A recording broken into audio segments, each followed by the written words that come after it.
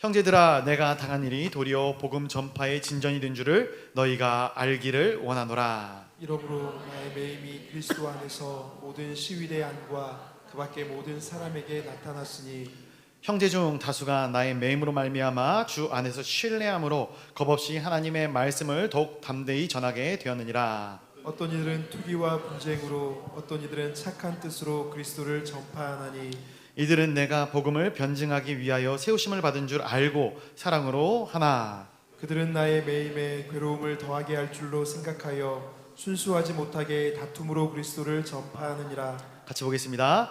그러면 무엇이냐? 거칠애로 하나 참으로 하나 무슨 방도로 하든지 전파되는 것은 그리스도니 이로써 나는 기뻐하고 또한 기뻐하리라. 아멘. 오늘도 주님의 날, 주님의 시와 때를 구분하여 하나님의 거룩한 존존으로 모인 우리 사랑하는 성도님들을 진심으로 환영하고 축복합니다.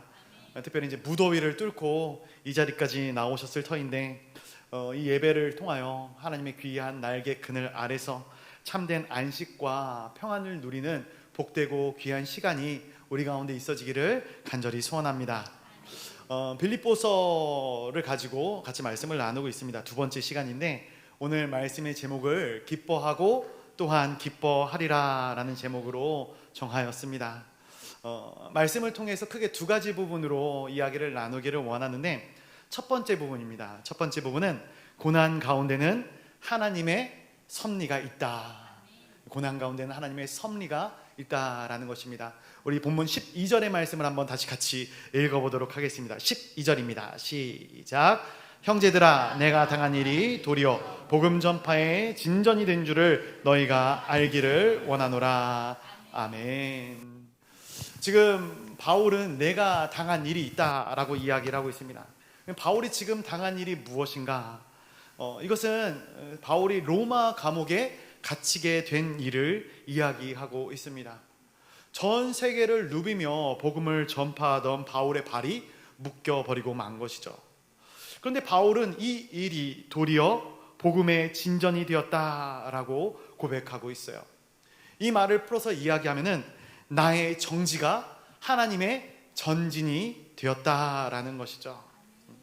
우리가 신앙생활을 하면서 이러한 일들을 굉장히 많이 경험하게 됩니다. 나의 한계선에서 비로소 하나님이 일하시는 것이죠. 내가 안 된다, 내가 여기까지 갔다 라고 생각하는 그곳에서 오히려 하나님께서 적극적으로 개입하시어 일하시는 것들을 우리가 목격하는 순간이 많이 있습니다. 그러면 여기서 이러한 생각이 들게 됩니다. 내가 하나님의 소명과 부르심이 있어서 여기 나를 세우시고 일하게 하셨는데 왜 하나님께서는 나를 여기 세워놓고 나를 불러놓고 나를 일하게 해놓고 굳이 멈추게 하시는 것일까? 이런 의문이 드는 것이죠. 그런데 나의 생각과 나의 지혜, 나의 이 들어간 힘들이 빠지고 멈춰질 때 그때 비로소 하나님의 지혜가, 하나님의 방법이 움직이기 시작한다라는 것입니다. 그래서 우리의 믿음의 고백이 고난이 축복이다. 때로는 내가 멈출 수 있는 것, 때로는 나의 열정과 나의 열심이 멈춰지지만 그 멈춰지게 만드는 이 고난이 오히려 축복으로 작용한다라는 것이죠. 고난이 축복이 될 수 있는 이유는 간단합니다. 고난을 통해서 하나님의 은혜를 체험할 수 있는 통로의 역할이 오기 때문에 그렇습니다. 이스라엘 백성들이 광야에서 40년의 인생을 살아갑니다. 이 시간 동안 이스라엘 백성들이 경험하는 것은 실로 놀라운 체험이었어요. 구름 기둥과 불 기둥이 날마다 눈앞에서 나의 갈 길을 인도합니다. 만나와 메추라기로 나를 먹이시는 하나님을 순간순간 경험하게 되는 거예요. 의복이 헤어지지 아니하고 신이 헤어지지 아니하는 이 놀라운 은혜의 체험을 경험합니다. 그렇다면 우리 사랑하는 성도님들, 한번 두 가지 선택지를 드릴 테니까 하나를 선택해 보시기를 바랍니다. 이 밖으로는 얘기 안 하셔도 좋아요. 자, 우리가 지금 광야로 들어가서 하나님의 역사 가운데 그 역사하심을 체험하며 살아나가고 싶으십니까? 아니면 두 번째 선택지입니다. 하나님의 역사는 조금 덜 하더라도 에어컨 빵빵하게 나오는 집에서 편하게 살고 싶으십니까? 네, 생각하셨나요? 제가 어저께 이 질문을 막 만들면서 개인적으로 묵상하면서 저는 개인적으로 추위보다 더위를 굉장히 더 타거든요. 광야는 싫다, 피하고 싶다, 이런 생각을 참 많이 했던 것 같아요. 정말로 선택하기가 쉽지 않더라고요. 광야의 시대는 하나님의 많은 역사가 나타나지만 그만큼 힘들고 어려웠던 시기입니다. 어디서 튀어나올 줄 모르는 고난들, 아말렉 사람들이 틈틈이 이스라엘을 공격해 옵니다. 그러니까 이스라엘의 모든 백성들이 한순간도 긴장을 늦출 수가 없는 거예요. 이 긴장을 늦출 수 없는 상태로 40년이라는 긴 광야의 생활을 이스라엘 백성들이 영위해 나가는 것이죠. 그러나 놀랍게도 이 40년이라는 시간 동안에 하나님께서는 가나안 땅에 들어갈 용사를 세우는 시간을 이스라엘에게 허락하시는 것을 보게 됩니다. 이것이 굉장히 역설적인 거예요. 그런데 여기서 끝이 아니죠. 시간이 조금 더 흘러간 후에 이스라엘 백성들이 광야에서 가나안 땅으로 들어갑니다. 가나안 땅에 정착해서 그곳에서 참된 안식과 평안한 그러한 삶을 살아나가는데, 그 시대가 언제인가? 사사시대예요. 사사시대. 그런데 이러한 참된 평안과 안식을 누리는 시대에 이스라엘의 영성은 바닥을 치게 되는 것이죠. 각자의 속에는 옳은 대로 살았다. 이것이 사사시대에 이 성경이 주어지는 평가거든요. 왜 이러한 현상이 나타나는가? 우리의 인생과 영성에는 이런 항상 영적인 역전의 원리가 적용되기 때문에 그렇습니다. 고난은 축복이 되고, 우리가 그 축복을 잘 관리하지 못하면 그 축복이 금세 고난이 되어져 버리고 마는 것이죠.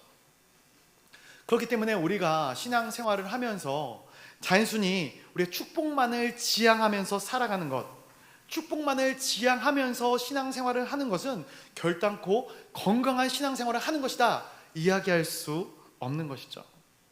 우리가 신앙생활을 하면서 때로는 고난을 통해서 하나님께서 주시는 달콤한 축복과 은혜를 경험할 줄 아는 그런 내적인 힘이 있어야 되는 거예요. 저는 우리 동강교회 성도님들이 이러한 고난을 기쁨과 감사와 또 하나님의 뜻으로 바꿔낼 수 있는 그런 온전한 신앙의 능력을 갖추는 하나님의 거룩한 권속들이 다 되시기를 간절히 소원합니다. 사실 우리가 신앙생활을 하면서 또 인생을 살아가면서 평탄하기만 하다면 어떨 것 같습니까? 내가 아무런 어려움이 없고 늘 그냥 좋은 것들만 우리의 삶 가운데 충만하다면 매 순간 하나님께 감사하며 살 것 같으십니까? 그런가요? 내 삶이 평탄하다면 우리는 어찌 보면 하나님을 찾아야 할 이유를 잃어버리고 말 것이에요. 그냥 잘 흘러가거든요. 잘 이어져 가거든요. 하나님을 찾을 이유가 없게 되는 것이죠. 그러나 인생 가운데 내 힘으로 어찌할 수 없는 풍랑을 만나게 된다면 그 풍랑을 잠잠케 하실 하나님께 호소하게 되어지는 것이죠. 그리고 그 가운데 임재하시는 하나님을 우리가 목격할 때 비로소 우리는 하나님을 인정하고 또 그 하나님의 은혜 가운데 참된 평안함을 누릴 수 있구나라는 사실을 다시 한번 깨닫게 되는 것입니다. 아, 내가 아무것도 하지 못하는 이 순간 하나님께서 나를 지키시는구나, 은혜를 더하시는구나, 보호하시는구나, 하나님이 내 인생을 끝까지 붙들어 주시는구나. 여러분, 이것이 평강입니다. 이것이 은혜예요. 우리 동강교회 성도님들에게 이러한 평안과 은혜가 충만하기를 간절히 소원합니다. 그래서 바울이 고백하는 것이 이것입니다. 나의 정지가 하나님의 전진이 되었다라는 거예요. 그러다가 말씀을 계속해서 묵상하면서 준비하다가 드는 의문이 또 하나 있었어요. 이런 의문이에요. 내 정지를 과연 인정하고 기뻐할 수 있는 사람이 얼마나 있을까? 가령 이런 것입니다. 우리가 어떤 운동팀의 선수라면 어떤 것이 더 중요하겠습니까? 내가 어떤 경기든 간에 전후반을 뛰는 것 다 소화해내는 것이 중요할까? 아니면 내가 빠지더라도 내 소속팀이 이기는 것이 중요할까? 어떤 것이 더 중요할 것 같습니까? 물론 둘 다 중요하겠죠. 나도 뛰고 경기도 이기면 너무나도 좋을 것 같습니다. 그런데 내가 정말로 하나님의 팀의 소속이라면 내가 뛰는 것보다 하나님의 팀이 승리를 가져가는 것이 더 중요하다라는 거예요. 무슨 말이냐? 우리가 중요한 것들이 많이 있지만 이 본질에 대한 우선순위가 명확해야 된다라는 거예요. 무엇이 본질인지, 무엇이 더 중요한지를 바로 알아야 된다라는 것이죠. 이것이 명확해야지만 우리 인생 가운데 참된 평강을 누릴 수 있게 됩니다. 내가 살아서 마지막까지 내 영광이 드러나는 것이 중요한가? 아니면 내가 다소 죽더라도, 내가 밉보일지라도, 내가 약해질지라도 내가 섬기는 하나님께서 영광을 받으시는 것이 중요한가?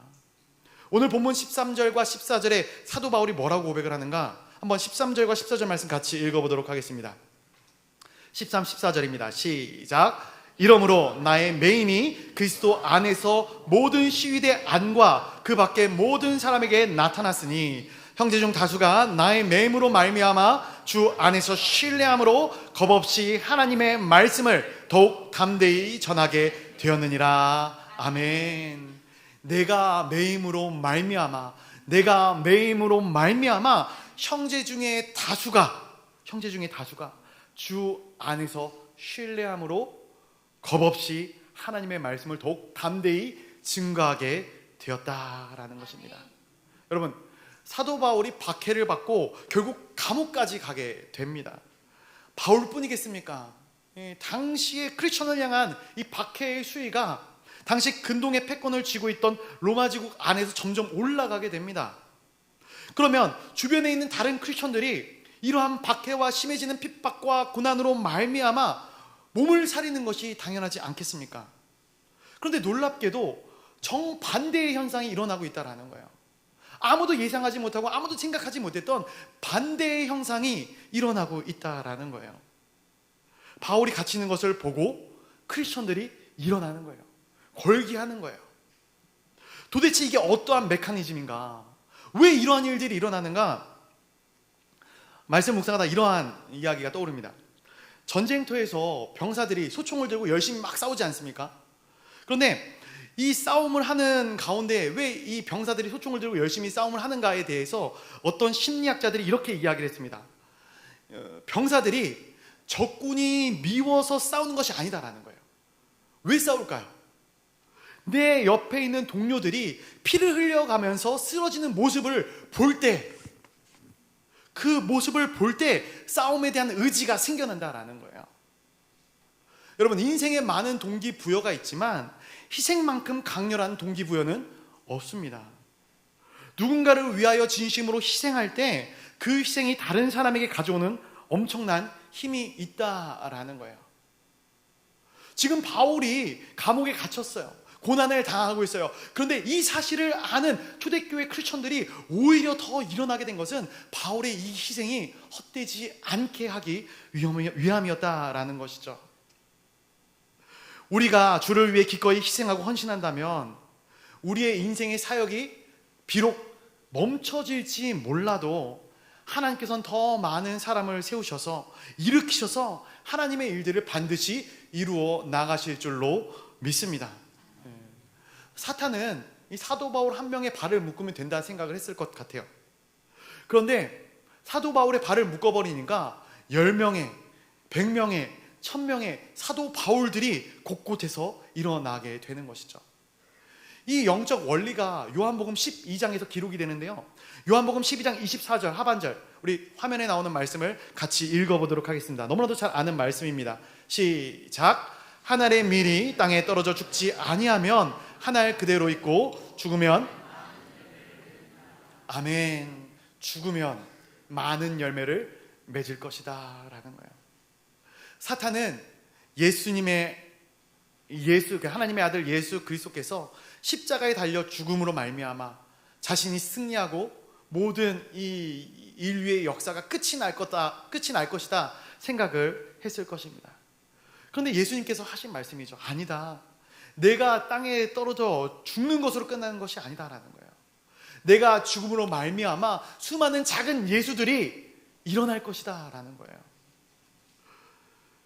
한 알의 밀알이 썩어짐으로 인하여서 또 다른 열매들이 허다히 맺혀지는 그러한 은혜가, 그러한 역사가 일어날 것이다. 이것은 영적인 원리로 또 자연적인 법칙으로 하나님께서 만들어 놓으신 것입니다. 결국 우리 인생 가운데서도 누군가를 위해 희생할 때 강력한 영향력이 나타나게 되어져 있고, 그리고 그 강력한 힘이 또 다른 생명의 역사를 만들어내어 세상의 어둠과 절망과 사망의 역사를 압도하게 되는 생명의 역사로 나타나게 되는 것입니다. 저는 이러한 현상이 멀리서 찾을 필요도 없다 생각합니다. 우리의 삶 가운데도 너무나도 많이 나타나고 있어요. 가까이서는 우리의 부모님들의 헌신으로 인하여서, 또 우리의 믿음의 선조들의 헌신으로 인하여서 지금 우리가 이 자리에 있을 수 있게 된 것이죠. 또 그 희생과 헌신을 우리가 경험하였기 때문에 우리가 희생하고 헌신하여서 우리 다음 세대를 세워나가고 있는 것이 아니겠습니까? 저희 아내가 예슬이를 임신했을 때 입덧으로 인해서 고생을 너무 많이 했어요. 입덧으로 인해서 고생을 하면 아내만 고생을 할까요? 저도 고생을 하죠.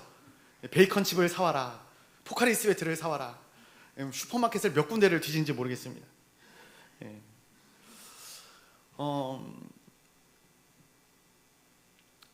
이 아이를 가졌을 때 입덧과 이러한 여러 가지 것들로만 고생한 것이 아니죠. 이 아이를 낳을 때 산고가 있어요.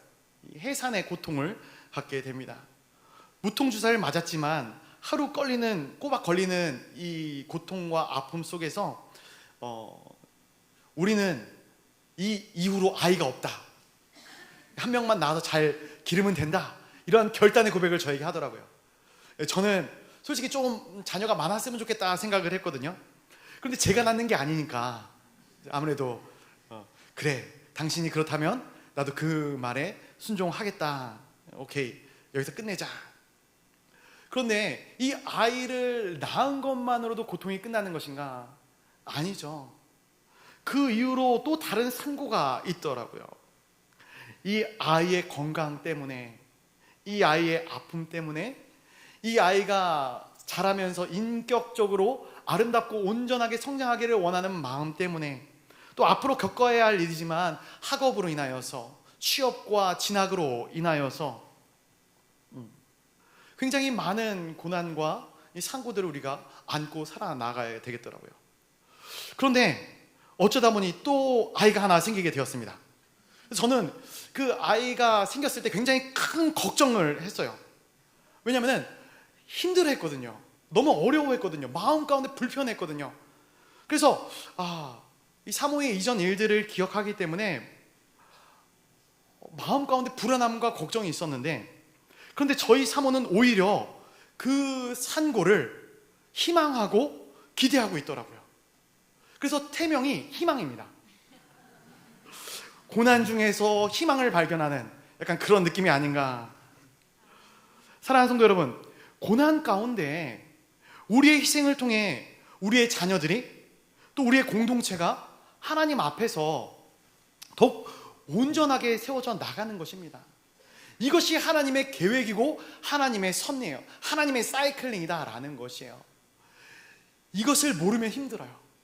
그러나 이곳에 하나님의 섭리가 있고 하나님의 뜻이 있음을 알면 우리가 고난을 이겨나갈 힘이 된다라는 사실을 기억하시기를 간절히 소원합니다. 두 번째로 나누고 싶은 것은 이것입니다. 고난 가운데 기쁨이 있습니다 라는 거예요. 우리 본문 15절과 16절의 말씀 한번 같이 읽어보도록 하겠습니다. 15절 16절입니다. 시작. 어떤 이들은 투기와 분쟁으로, 어떤 이들은 착한 뜻으로 그리스도를 전파하나니 이들은 내가 복음을 변증하기 위하여 세우심을 받은 줄을 알고 사랑으로 하나. 아멘. 바울이 감옥에 갇히자 많은 사역자들이 일어납니다. 그런데 보니까 좋은 의도로 사역하는 사람들이 있는 반면 좋지 않은 의도로 일어나는 사람들도 있었다라는 것이에요. 바울이 이 사람들을 보면서 그냥 못 본 척하지 않았습니다. 이 사람들을 다 직관적으로 살펴보고 있는 것이죠. 여러분, 동역자들 중에 함께 일하는 사람 중에 좋은 사람들, 좋지 않은 사람들이 있다라는 것을 분별하는 것은 굉장히 중요합니다. 우리가 일하는 일의 터전 가운데서도 마찬가지죠. 협조적인 사람, 또 우리 마음에 드는 사람이 있는 반면 우리 마음에 들지 않는 사람, 비협조적인 사람도 존재합니다. 그러나 마음에 들지 않는다고 해서 그 사람에 대해서 험담하거나 뒷담화를 하거나 그거는 절대로 바람직하지 못한 행동이다라고 생각을 합니다. 물론 저도 그것으로부터 자유롭지는 못하지만 절대로 바람직하지 못한 행동입니다. 그러나 중요한 것은 옳고 그른 것에 대한 분별은 확실히 있어야 된다라는 거예요. 분별해야지만 우리가 속해 있는 그 공동체를 언젠가는 건강하게 세울 수 있는 능력을 갖추게 되는 것이죠. 좋은 뜻으로 사역하는 사람들, 바울이 활동할 때도 그의 사도권을 존중하고 그가 감옥에 들어갔을 때도 여전히 그 사도 바울의 이 사도성을 인정하고 있던 사람들, 이 사람들이 좋은 뜻으로 사역하는 그 사람들이었을 것입니다. 바울의 입장에서 자신이 그 사역하는 것에 대한 하나님을 향한 이 복음에 대한 진심을 이해해주는 사람이 있는 것, 이것이 얼마나 감사했을까 생각해 봅니다. 그런데 제가 말씀을 묵상하다가 이런 생각을 해봅니다. 유유상종이다 이렇게 얘기하지 않습니까? 유유상종이다. 순전한 사람이 순전한 사람을 알아보게 되어져 있다라는 거예요. 여러분, 교회 안에 많은 성도들이 있어요. 많은 사람들이 있어요. 그러나 그 안에서 정말로 교회를 사랑하고 하나님을 사랑하는 사람들은 서로가 서로를 알아보게 되어져 있다라는 거예요. 오늘 말씀 가운데 이 사도 바울은 죄를 지어서 감옥에 간 것이 아니에요. 그렇죠? 오히려 사도 바울은 예수 그리스도의 복음을 담대히 증거하다가 애매한 고난을 당하여서 감옥에 들어가게 된 것이죠. 그런데 그것을 알아주는 사람이 있고 몰라주는 사람이 있었다라는 것입니다. 그런데 혹자는 몰라주는 정도가 아니라 이렇게 이야기를 하는 거예요. 당신이 무슨 문제가 있으니까 감옥에 가지, 빈수레가 아무런 소리 없이 빈수레가 요란하겠냐, 이런 얘기들을 건네는 것입니다. 인간의 시야로 사람을 평가하는 것이죠. 우리가 고난을 당하고 시험을 당할 때도 마찬가지예요. 우리의 어떠한 고난의 이유, 힘든 상황의 이유를 온전히 알지 못한 채 욥의 세 친구처럼 우리 고난을 좌지우지하고 감나라 배나라 떠드는 사람들이 분명히 존재한다라는 거예요. 그런 사람들을 바라보면 우리의 마음이, 고난을 당하는 당사자의 마음이 어렵고 힘들겠죠. 그러나 말씀을 통해 깨닫기는 우리가 부르심의 자리에서 순종하며 나아갈 때 누군가 그것을 몰라준다 하더라도, 또 누군가는 우리의 수고와 우리의 열심을 곡해한다 할지라도 너무 억울해하지 마시기를 간절히 소원합니다. 하나님께서 우리의 열심과 헌신을 알아주시는 것이죠. 하나님께서 우리를 지금 이 순간에도 남들이 뭐라 하든 간에 지켜주시고 보호하시고 바라보시고 계시다라는 사실입니다. 그래서 하나님께서는 우리 주변에 동일한 마음을 가지고 있는 사람들, 그 사람들이 우리를 알아보게 하시고 우리를 위로하게 만들어 주시는 것이죠. 구약시대에 엘리야가 이 로뎀나무 아래서 번아웃이 된 거죠. 지쳐서 아무런 힘도 없이 뻗어 있어요. 그런데 주님이 그를 회복시키셔서 호렙산으로 부르십니다. 호렙산. 근데 호렙산에서 엘리야가 하나님께 뭐라고 얘기를 하냐면 이렇게 얘기를 해요. 하나님, 다 죽고 저밖에 없어요. 세상이 저를 몰라줍니다. 사람들이 저를 인정해주지 않아요. 제가 이렇게 열심히 사역한들 무슨 소용이 있겠습니까? 그러자 하나님께서 엘리야에게 뭐라고 말씀하신지 아십니까? 아니다. 바알에게 임무치지 아니하고 바알에게 무릎 꿇지 않은 7천인을 내가 남겨두었다라는 거예요. 여러분, 우리 신앙생활이 외로우신가요? 우리 교회 안에도 정말로 주옥같은 신앙의 성도님들이 많이 계셔요. 다윗과 같이, 에스더와 같이 중심이 무너지지 않고 오직 하나님만을 바라보며 그렇게 신앙생활 하시는 분들이 여러분들 옆에도 계시다라는 거예요. 나 혼자 신앙생활하고 있는 것이 아니라 누군가 날 위해 기도하고 누군가 날 위해 눈물을 뿌리는 사람들이 있다라는 거예요. 사역자로서 이렇게 저렇게 막 이야기들을 많이 듣지 않습니까? 그런데 알게 모르게 이런 얘기들을 해요. 저분이 어떤 어려움을 겪고 계시냐고. 그러면서 기도해야겠네요. 제가 기도할게요. 당사자는 모르지만 뒤에서 그분을 위하여 기도하겠다라는 그런 이야기들을 굉장히 많이 듣습니다. 내가 모를 뿐이지 하나님께서 우리를 위하여, 여러분들을 위하여 기도하는 수많은 기도의 동역자를 지금 이 순간에도 붙여주셨다라는 사실입니다. 사도 바울이 이렇게 자기의 마음을 이야기할 수 있는 이 빌립보 교회 성도들이 함께 했다라는 것이 얼마나 큰 위로였겠습니까? 우리에게 사랑하는 동역자들이 있다라는 것, 내 옆에 있는 수많은 기도의 동역자들이 있다라는 것, 이것이 우리가 고난 가운데 승리해 나갈 수 있는 비결이고 인생의 큰 축복이 되어지는 것이죠. 우리 이어지는 17절 말씀도 같이 보도록 하겠습니다. 17절입니다. 시작. 그들은 나의 매임에 괴로움을 더하게 할 줄로 생각하여 순수하지 못하게 다툼으로 그리스도를 전파하느니라. 아멘. 이어집니다. 순수하지 못하게 다툼으로 사역을 하는 사람들이 존재했다라는 거예요.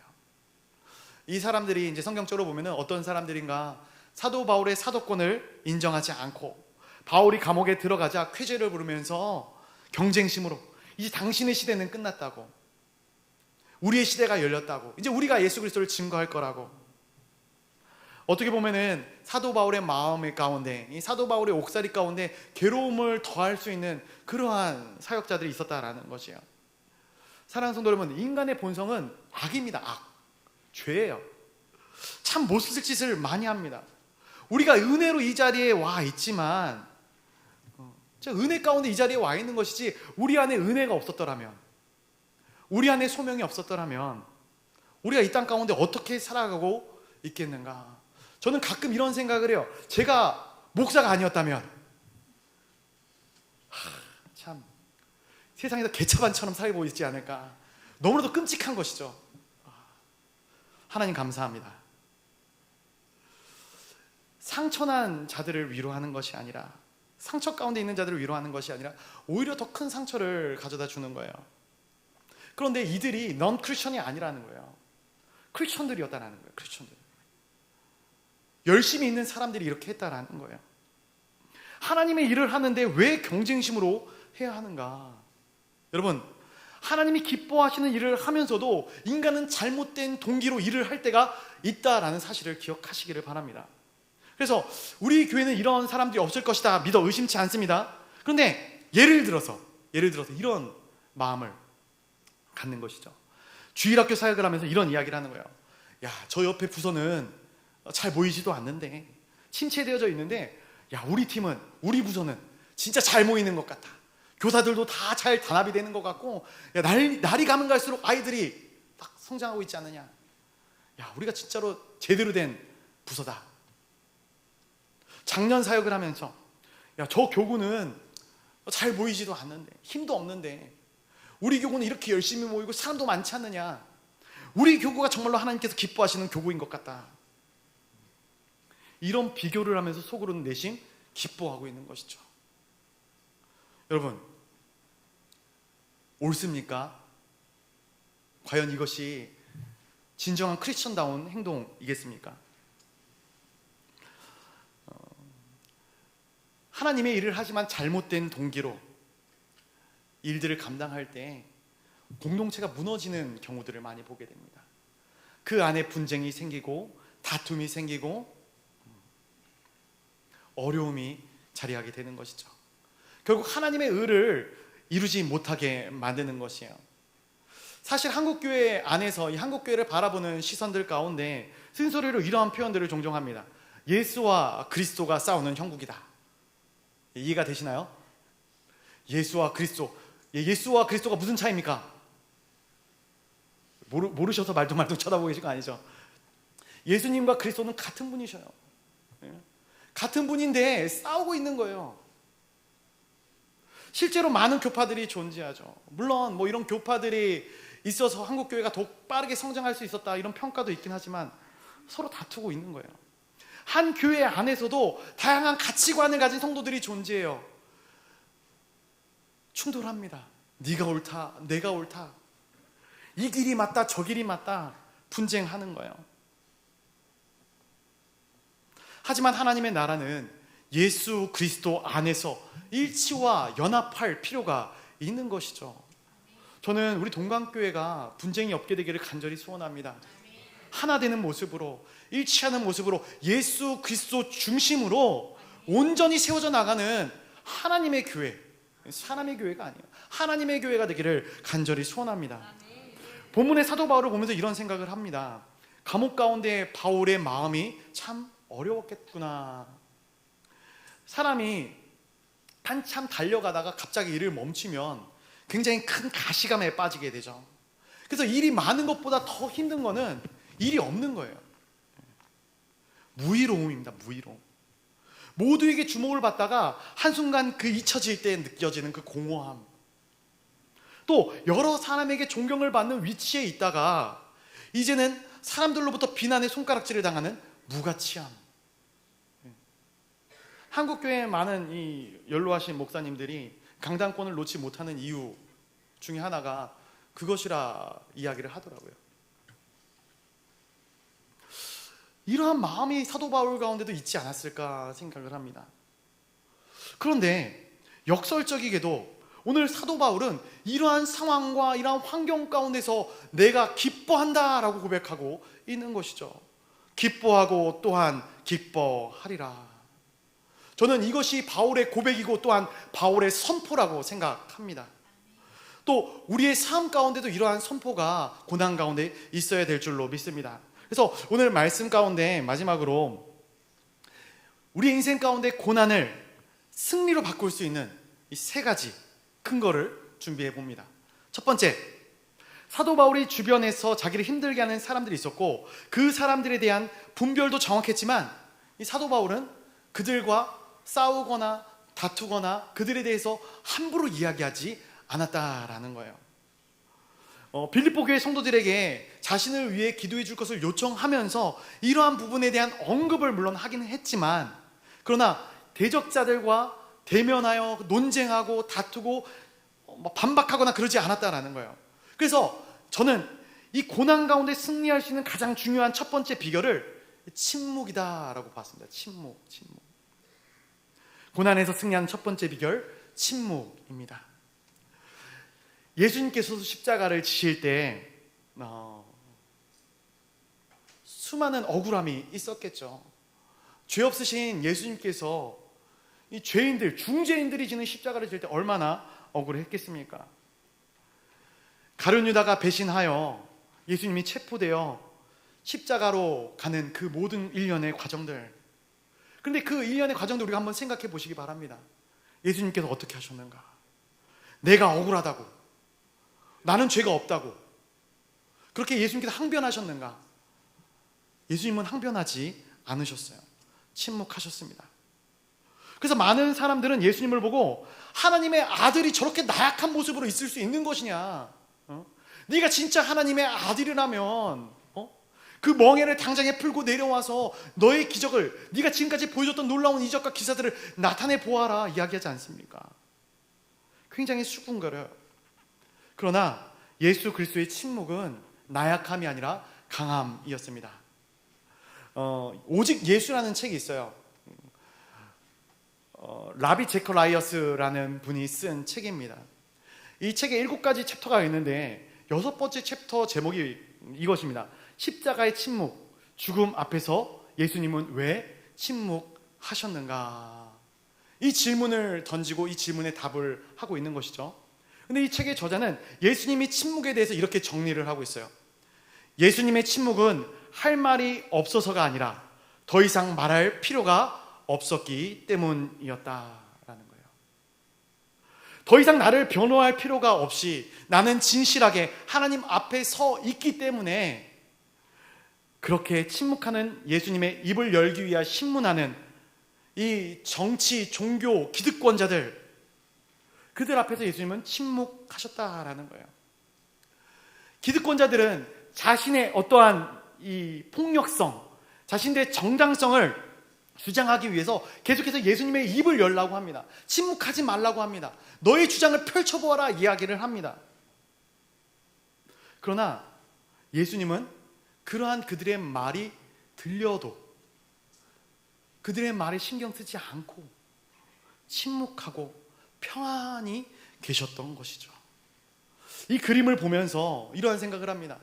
기득권자들은 소리를 치고 있고 힘센 위치에 있는 것처럼 보이지만 그들의 마음 가운데는 평안이 없어요. 불안합니다.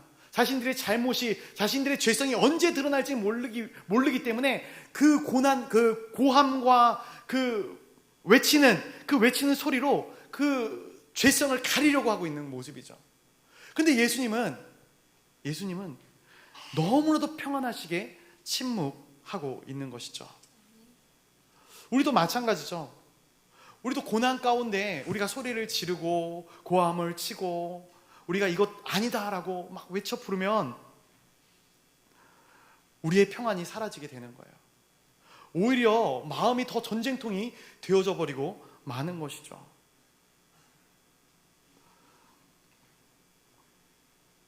고난 가운데 승리하는 첫 번째 비결은 바로 침묵입니다.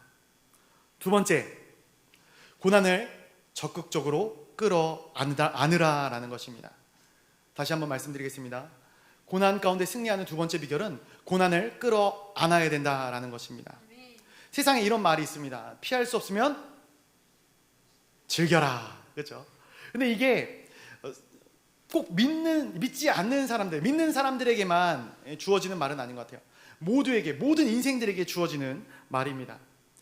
고난을 좋아하는 사람은 아무도 없을 것이에요. 그러나 그 고난이 내가 가야 할 길이라면 그냥 끌어안아라라는 거예요.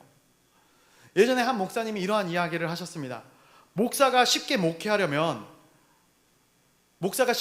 하면 성도들이 어려워지고, 목사가 고생하면서 목회하기로 결단하면 성도들이 편안해진다. 영적 리더로 선자들이 고난당하기로 결단하면 교회가 평안해진다라는 것이죠. 여러분, 목사가 성도를 위해 존재하는 것일까요? 성도가 목사를 위해 존재하는 것일까요? 질문이 어렵습니까? 목사가 성도를 위해 존재하는 것이죠. 당연한 것입니다. 마찬가지로 목자가 양들을 위해 존재하는 거예요. 부모가 자녀를 위해 존재하는 것입니다.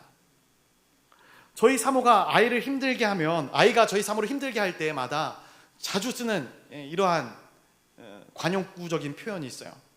내가 누구 때문에 이 고생을 하는데, 제가 그런 말 하지 말라고 제가 이렇게 말려도 합니다.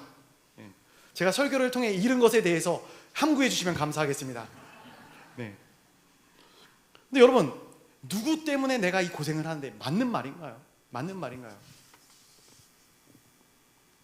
부모가 자녀를 위해 고생하는 것은 저는 마땅한 것이다 생각을 합니다. 당연한 거예요. 자식을 낳았으면 자식 때문에 고난 당하는 일들은 응당 부모가 가져야 될 책임감이고 마땅한 것이다 라는 거예요. 여러분, 목자가 양을 위해 목숨을 바치고 부모가 자녀를 위해 희생하도록 하나님의 세상을 그렇게 만드셨다라는 거예요. 그런데 이것을 통해 넘어지고 무너지고 실컷 고난당하라, 하나님께서는 그러한 이유로 이러한 고난을 우리에게 허락하신 것이 아니죠. 그 고난과 그 고생이 우리에게 있어서 특권이 되는 거예요. 기쁨이 되는 거예요. 행복이 되고 승리의 멸관이 되도록 하나님께서 만드신 거예요. 그래서 우리가 목자로서 양들을 섬길 때 힘들고 어렵고 고생하고 근심과 걱정이 있을 수 있지만 그것과 비교도 되지 않을 만큼 놀라운 평안과 감사와 기쁨이 넘쳐 흘러요. 그러니까 제가 목사로서의 자격은 없지만 목사로서의 사역을 감당하면서 정말로 감사하고 기쁜 것 중에 하나가 무엇이냐면은 우리 성도님들이 어려움 가운데 회복되어지고 또 그것을 통해서 더 신앙이 성장하고 또 그러한 것들을 같이 간증하면서 고백하면서 이야기를 나눌 때 정말 놀라운 은혜가, 놀라운 감사가 제 마음 가운데 넘쳐 흐르거든요. 마찬가지죠. 자녀가 우리에게 힘듦과 어려운 일들을 선물합니다. 그러나 이 아이가 성장해 나아가면서 정말 온전하고 아름답고 이 땅 가운데 필요한 존재로 성장해 나가는 것들을 바라볼 때, 아니 그렇지 않더라도 이 아이가 정말 건강하게만 하나님의 뜻 안에서 성장해 나가는 것들을 바라볼 때 우리 안에는 놀라운 기쁨과 은혜가 넘치게 되는 것이죠. 무슨 이야기인지 저보다 우리 성도님들이 더 잘 알 것이라 생각을 합니다. 결국 우리가 사랑하는 자녀를 끌어안기로 작정했다면, 우리에게 맡겨진 양떼들을 끌어안기로 작정했다면, 그와 함께 패키지로 제공되어지는 고난은 우리가 끌어안고 가야 된다라는 것입니다. 내가 널 사랑하지만 널 위해 고난을 당하고 싶지는 않다. 만약에 혹시라도 이런 마음을 품는다면 가정이 힘들어지는 것이고 그 공동체가 힘들어지는 것이죠. 목회자와 성도와의 관계가 끊어지는 것이고 목자와 모금과의 관계도 어려워지는 것이에요. 사랑하기 때문에 그 사랑에 대한 수고와 고난도 끌어안는 것, 이것이 우리가 고난 가운데 승리할 수 있는 두 번째 비결입니다. 마지막 세 번째 비결은 오늘 본문 가장 마지막 18절 말씀 같이 읽고 말씀드리도록 하겠습니다. 자, 18절입니다. 시작. 그러면 무엇이냐? 거칠으나 참으로 하나 무슨 방도로 하든지 전파되는 것은 그리스도이니 이로써 나는 기뻐하고 또한 기뻐하리라. 아멘. 고난 가운데 승리하는 마지막 비결은 고난 가운데 기뻐하고 또한 기뻐하는 것입니다. 예. 옛말에 이런 말이 있죠. No pain, no gain. 고통이 없으면 얻는 것도 없다. 여러분, 고난을 즐길 수 있는 단계까지 가면 우리가 어떠한 상황으로 치닫을지라도 우리는 참된 승리자가 될 줄로 믿습니다. 사도 바울이 나를 사람들이 좋은 의도로 바라보든 좋지 않은 의도로 바라보든 나는 상관하지 않겠다. 왜냐하면 나는 오직 그리스도의 복음만 증거된다면 그걸로 만족한다. 그것을 인하여 기뻐하고 또한 기뻐하겠다라는 것이죠. 여러분, 무엇이 중요합니까? 우리의 삶 가운데 무엇이 중요합니까? 사람들의 평가가 중요합니까? 사람들이 왜 저러냐, 저 목사님 왜 저래, 이런 평가가 중요할까요? 물론 중요할 수 있겠죠. 그러나 이것이 본질은 아닙니다. 사도 바울은 자기가 죄수가 돼서 로마로 끌려가는데도 전혀 마음이 어렵지 않았어요. 아니, 오히려 그 마음 가운데 기쁨이 넘쳤다라는 거예요. 왜? 아니, 내가 로마로 가서 복음을 전할 수 있다니, 내가 내 꿈을 이렇게 이루는구나. 이 한 가지가 사도 바울에게 중요했던 것이거든요. 사랑하는 성도 여러분, 본질에 대한 우선순위가 명확한 사람들은 비본질에 목숨을 걸지 않습니다. 다시 한번 말씀을 드립니다. 복음에 대한 우선순위가 명확한 사람들은 비본질에 목숨을 걸지 않는다라는 것이에요. 사람들이 어떤 시선으로 보든지 신경 쓰지 않을 수 있다라는 거예요. 다윗이 골리앗과 싸우러 나갈 때 너무 초라하고 왜소합니다. 사울이 다윗을 부르죠. 야, 너 그대로 나가면 웃음거리밖에 안 돼. 내 갑옷을 입고 나가라. 그러자 다윗이 거부합니다. 어린 다윗, 키도 작고 물맷돌 하나 들고 이렇게 평상복 차림으로 나가는 다윗의 모습을 보면서 사람들이 뭐라고 얘기했을까? 저 작은 아이, 그저 물맷돌만 가지고 골리앗과 싸우러 간다 이야기하는 저 아이, 자신이 가겠다 하니까 보내긴 하겠지만 저 아이도 금방 시체가 되어 돌아오겠구나, 처참하게 죽겠구나, 얼마나 호평을 내리며 수군거렸을까요? 그러나 다윗은 사람들의 그 말에 신경 쓰지 않는 거예요. 그 말에 귀를 기울이지 않는 것이죠. 그게 중요한 본질은 무엇인가? 하나님이 함께하는 이 전쟁에서 내가 승리하겠다라는 거예요.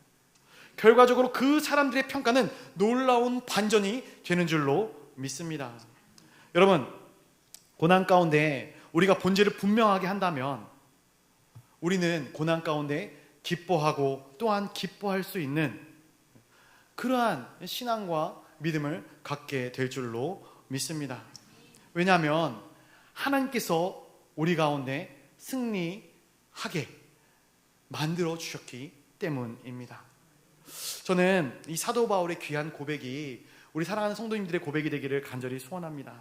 고난 가운데서 내가 기뻐하고 또한 기뻐하리라. 왜냐하면 하나님께서 내게 승리를 주셨기 때문입니다. 바울의 이 고백이 우리의 고백이 되어 한 주간을 또 한평생을 우리에게 닥칠 수많은 고난 가운데 휘둘리는 인생이 아니라 그 고난을 지배하며 그 고난 가운데 승리하는 저와 우리 모든 성도님 되시기를 주님의 이름으로 간절히 축원드립니다. 기도하겠습니다.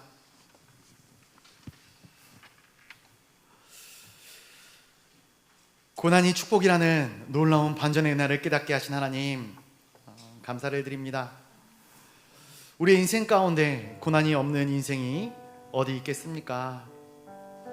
그러나 주님, 그 고난을 하나님께서 주시는 지혜의 눈으로 바라볼 때 그 안에 참된 축복과 넘치는 은혜의 선물이 있음을 우리가 말씀을 통해 깨닫사오니, 우리들 가운데 고난의 강을 건너는 성도들이 있다면 말씀으로 위로하여 주시고 넘치는 은혜를 기대하고 소망하는 인생이 되어지게 하여 주시옵소서. 그리하여 고난 가운데 기뻐하고 또한 기뻐하겠노라 하나님 아버지 앞에 결단하고 결심하는 아름다운 사도 바울과 같은 주님의 귀한 사역자들, 성도들이 다 되어지게 하여 주시옵소서. 예수 그리스도의 이름으로 기도드리옵나이다. 아멘.